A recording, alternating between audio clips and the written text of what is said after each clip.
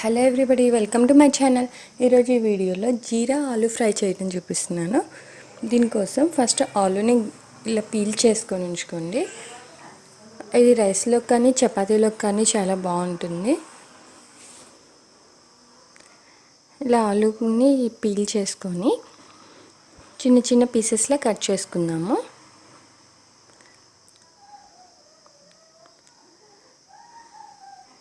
ఈ పీసెస్ మరీ చిన్నగా కాదు, కొంచెం మీడియం సైజ్ పీసెస్లో కట్ చేసుకోవాలి.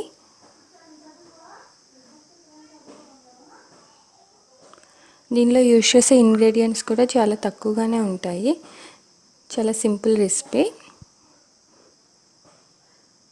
ఈ సైజ్ సరిపోతుంది. ఇలా ఆలు అని మొత్తం కూడా ఈ సైజ్ పీసెస్గా కట్ చేసి పెట్టుకోవాలి.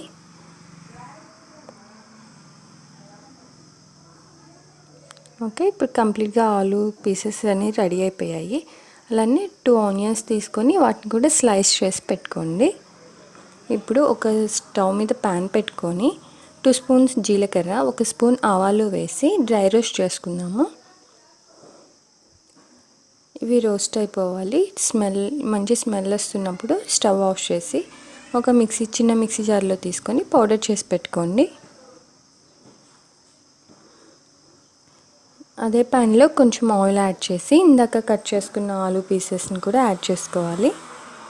వీటిని కంప్లీట్గా గోల్డెన్ బ్రౌన్ కలర్ వచ్చే వరకు కూడా ఫ్రై చేసుకుందాము.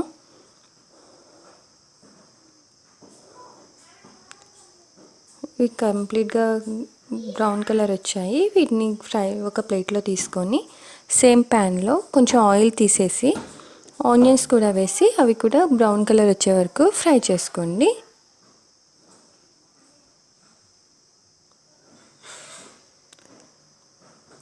దీనిలో కొంచెం పసుపు, ఉప్పు కూడా యాడ్ చేశాను. అలానే కొంచెం అల్లం వెల్లుల్లి పేస్ట్ కూడా వేసాను. ఇవి బ్రౌన్ కలర్ వచ్చాయి కదా. దీనిలో కారము,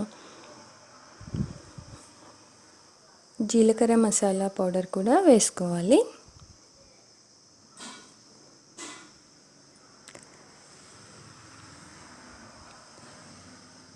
ఇది రెడీ అయిపోయింది. దీనిలో ఫ్రై చేసుకున్న పొటాటోస్ కూడా యాడ్ చేయండి.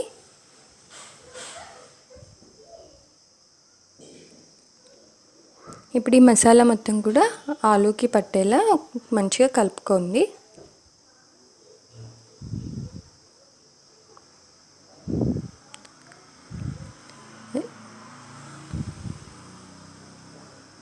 ఓకే, దీనిలో కొంచెం వాటర్ యాడ్ చేసుకుందాము.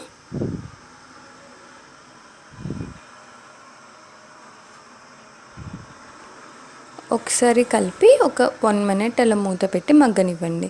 దీనివల్ల మొత్తం మసాలా కూడా ఆ ఫ్లేవర్ అనేది ఆలూ పీసెస్కి పడుతుంది. తర్వాత దానిలో కొంచెం లెమన్ పిండుకొని కొత్తిమీర వేసుకొని ఒకసారి కలుపుకొని సర్వింగ్ బౌల్లోకి తీసుకోవటమే. అంతే అండి, జీరా ఆలూ ఫ్రై రెడీ అయిపోయింది. మీకు ఈ రెసిపీ నచ్చితే ట్రై చేయండి. అలానే ఛానల్ని సబ్స్క్రైబ్ చేయండి. By by, thank you.